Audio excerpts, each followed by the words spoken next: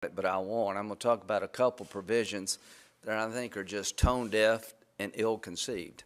Believe it or not, this bill has a new gas tax. So I want to just... Net sales of U.S. homes plunged more than expected in July to the lowest level in 6 years, as rising mortgage rates and the relentless increase in home values slowed activity by edging prospective home buyers out of the market. The Commerce Department reported this week the new single-family home purchases tumbled 12.6% to a seasonally adjusted annual rate of 511,000 units. The Commerce Department reported this week that the new single-family home purchases tumbled 12.6% to a seasonally adjusted annual rate of 511,000 units. It marks the sixth consecutive month of declines. Economists expect the new home sales, which account for a small percentage of total sales, to fall 2.5% last month.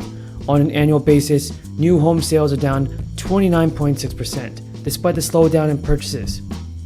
The cost of a new home continued to march higher in July, with median prices nearing 9% in July from the previous month to $440,000. The collapse in home sales is the latest evidence of how the housing market has started to cool, as the Federal Reserve hikes interest rates at the fastest pace in decades in order to bring scorching hot inflation under control. Policymakers already have 2 consecutive 75 basis point increases in July and June that confirmed another supersized hike is on the table in September.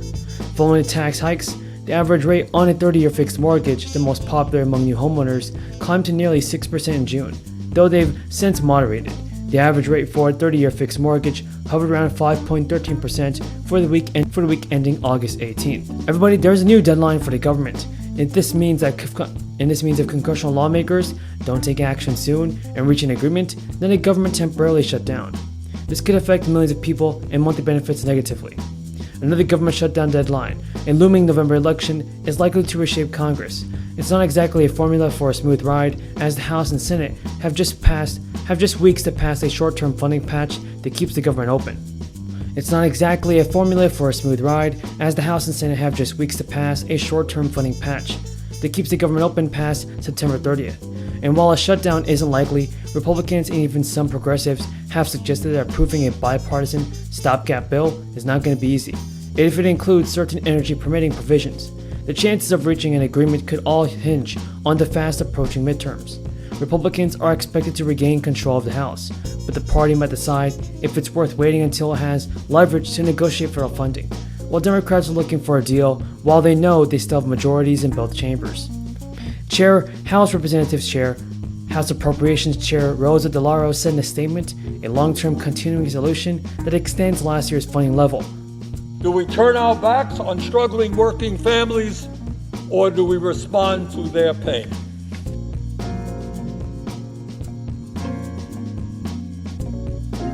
We should all be very, very clear. The working class of this country today faces more economic desperation than at any time since the Great Depression of the 1930s. Elizabeth Warren has revealed her plan that would pull some 4.9 million seniors out of poverty and extend the solvency of the underfunded Social Security benefits. According to Senator Warren, the proposal would lead to a nearly 25% increase in benefits for the bottom half of earners, and a less than 5% increase for people in the top 10% of income distribution in the nation. Warren told reporters, "We need to get our priorities straight. We should be increasing Social Security benefits and asking the richest Americans to contribute their fair share to the program." Senator Warren has also laid out a series of proposals, including ones to end college debt and create universal child care by taxing the wealthy. This is done through a $2.75 trillion tax on American households, making more than $50 million annually. And now a new study released by the Center on Poverty and Social Policy at Columbia University,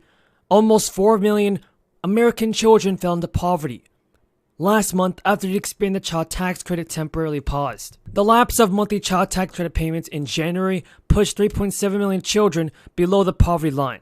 And according to federal data, the child poverty rate rose from 12.1% in December to 17% in January. That's an increase of 41%.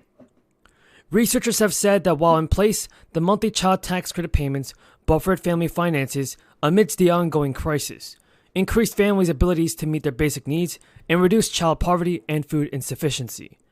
The $1.9 trillion stimulus bill, signed by the president, increased the amount of money parents receive through the child tax credit to $250 per child between 6 and 17, and $300 for each child younger than 6. The bill also removes work requirements for the child tax credit, and more than 36 million households covering 61 million children received expanded child tax credit payments from July through December last year. And everybody Biden and Democrats are still pushing to extend the expanded credit. But Senate Democrat Joe Manchin has shared with reporters why he is opposed to enhance the credit. Manchin said he would be open to renewing the expanded child tax credit with lower income limits and reimpose work requirements, two major issues for many other Democratic lawmakers. The senator has also expressed concerns about Congress is stoking inflation even higher through more stimulus. But progressive lawmakers have argued that expanded child tax credit payments are necessary. Do you agree with the statement, folks, and do you believe that President Biden will do something about this? Tell me in the comments. An extra $650 stimulus check will be going out soon. In 2021, everybody, the American Rescue Plan provided a substantial amount of financial relief to people struggling due to the impacts of the crisis. And to ensure that people got the money when it was needed, the stimulus payments were sent out as advances on tax credits. That meant the IRS was vested with depositing money into people's bank accounts during the year. But for those who didn't receive all the money due, the tax credits could still be claimed when filing 2021 returns. The 2021 filing season has already begun, and many people have already started submitting those returns. Create 300 new good-paying, cutting-edge manufacturing jobs. Folks, America's coming back. It really is. In addition, Siemens will be building an entirely new facility to make charging equipment for electric vehicles. The location of that facility will be announced later this year. I don't know where it is, so don't ask. A lot of my colleagues in the Congress are going to be saying, Joe, where's it going to go? I don't know. But it's going to be in America and help us continue to grow our clean energy economy. Look, folks, when I ran and got elected, I said I wanted to rebuild America.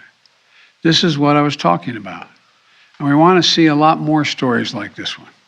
So when the taxpayers' dollars to rebuild America, that's what they are, taxpayers' dollars, we're going to buy American. Buying American products to support American jobs. And by the way, these are the best products in the world. The federal government spends about $600 billion a year in goods and services to fulfill its responsibility to the American people, from the Defense Department to healthcare to education and beyond. In fact, what's happening is the federal government is Siemens' largest customer, for example. Thank you, Chairman Durbin. I want to congratulate all of today's nominees across both panels, those who are nominees to the circuit courts and to the district courts. And I am incredibly proud, Mr. Chairman, of the nominees that have been sent to us by President Biden and this administration, qualified and thoughtful judicial candidates from an array of backgrounds. Ms. Freeman, I'm particularly happy that we're taking up your nomination today to the circuit of which I'm an admitted member and where I served as a judicial clerk on the Third Circuit, and a circuit that I